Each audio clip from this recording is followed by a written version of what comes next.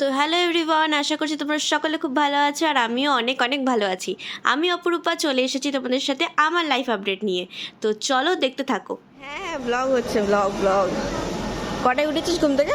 5:30 কী করে এলি কেন তুই? এক্সপ্রেস।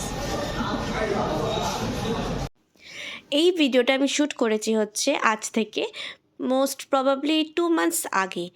তো এই ভিডিওটা দেখে তোমরা বুঝতেই পারছো যে আমরা স্টেশনে এসে গেছি সকাল সকাল আর আমরা কোথাও একটা যাচ্ছি। তো চলো দেখি আমরা কোথায় যাচ্ছি। বেশি সাসপেন্স ক্রিয়েট না করে বলেই ফেলি তাহলে যে আমরা কোথায় যাচ্ছিলাম। আমরা যাচ্ছিলাম হচ্ছে শান্তিনিকেতন, আর আমাদের পড়ার ব্যাচ থেকে আমরা সবাই যাচ্ছিলাম হচ্ছে ঘুরতে। এই প্রথম আমরা একসাথে সবাই মিলে কোথাও ঘুরতে যাচ্ছি। তো এটা তো একটা ব্লগ বানাতেই হতো। হ্যাঁ মানছি আমি ব্লগটা অনেক লেটে আপলোড করছি, বাট তার জন্য যথেষ্ট কারণ ছিল, আমার এক্সাম চলছিল।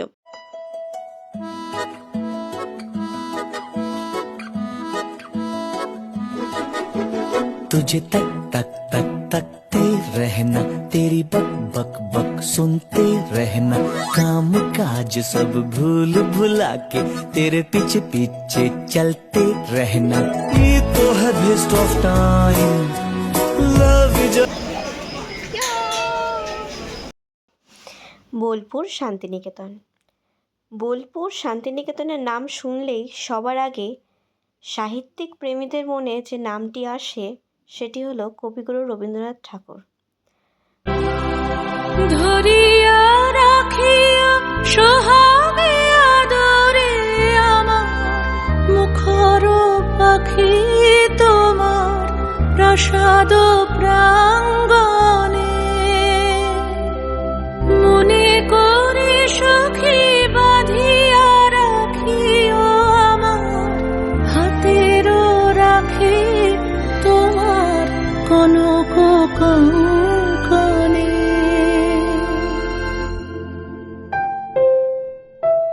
ভালোবেসে সখী নিভৃতে যতনে আমার নামটি লিখো তোমার মনের মন্দিরে।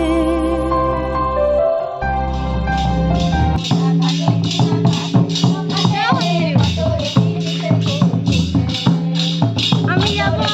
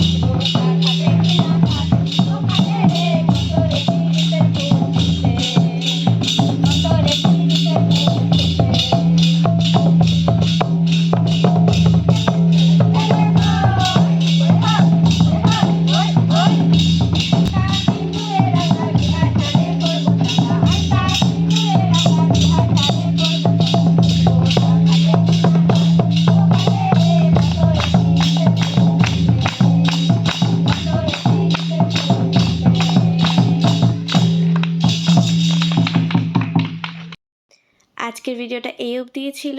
ভালো লাগলে অবশ্যই subscribe, like, comment and share. Thank you.